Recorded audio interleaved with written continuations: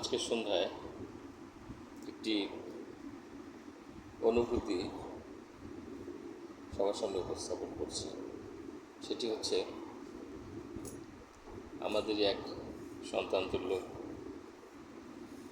পরম স্নেহের সৌরভ, সে আর আমাদের মাঝে নেই। সে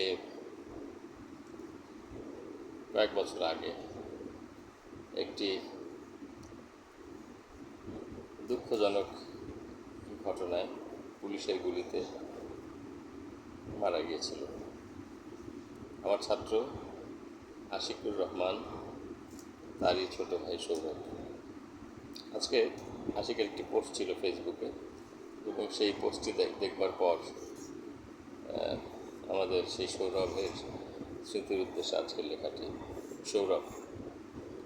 সৌরভ থেকে যায় আমাদের চারপাশে, থেকে যায় সৌরভ আমাদের সকালে, আমাদের দুপুরে, আমাদের সন্ধ্যায়, সবখানেই সৌরভ।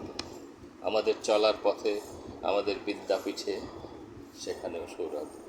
আমাদের চিন্তায়, চেতনায়, আমাদের স্বপ্নে, আমাদের কথার বুনুনিতে সৌরভ আছেই। আমরা ভবিষ্যৎকে এই সৌরভ দিয়েই সাজিয়ে নিতে চাই।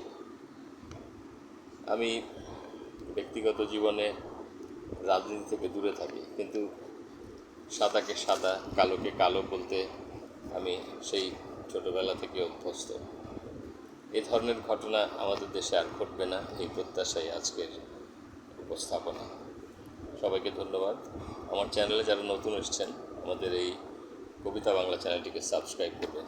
ধন্যবাদ সবাইকে।